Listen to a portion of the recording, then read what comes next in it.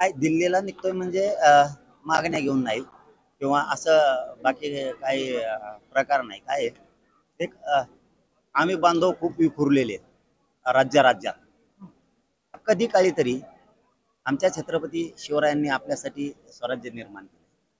स्वराज्यातले सगळे बांधव देशभरातले आपण कधी काळी एकत्र राहिलं पाहिजे. ते पायंडा कधी पडणार आहे, कधी ना कधीतरी तो पायंडा पडला पाहिजे. आमचा तो गोतावळा आहे, आमचा तो आनंदाचा सोहळा आहे की आम्ही महाराष्ट्रातले मराठी हरियाणाला भेटणार आहेत, कडकडून मिठ्या मारणार आहेत. हरियाणावाले महाराष्ट्राला, गुजरातमधले मराठे महाराष्ट्रातल्या मराठ्यांना कडकडून मिठ्या मारतील, महाराष्ट्र त्यांना मारत.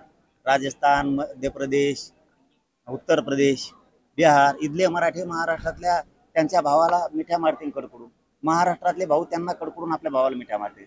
मग तो कर्नाटक असन, आंध्र असन, तेलंगणा असल, तामिळनाडू असन, गोवा असल, या सगळ्या राज्यातले मराठी, दिल्लीतला मराठा, आम्ही एकमेकाला भाऊ खूप दशकानंतर भेटायला समोरासमोर एकमेकाला नुसतं म्हणतोय आम्ही माझा भाऊ तिथे आहे, माझा मराठा इथे आहे. आम्ही प्रत्यक्ष एकमेकाला बघतोय, भेटतोय. तो आनंद सोहळा ऐतिहासिक असणार आहे. आमचा तो सुवर्ण दिवस असणार आहे की आमच्या राजानं अटकपासून कटकपर्यंत, अफगाणिस्तानपर्यंत जे झेंडे ठोकले, दिल्लीपर्यंत झेंडा त्या दिवशी भगवा फडकतो.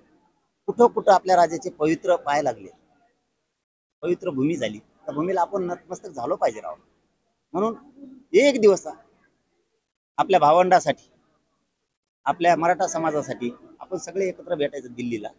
एक मोठं अधिवेशन आम्ही घेतो, मोठं अधिवेशन दिल्लीला घेतो.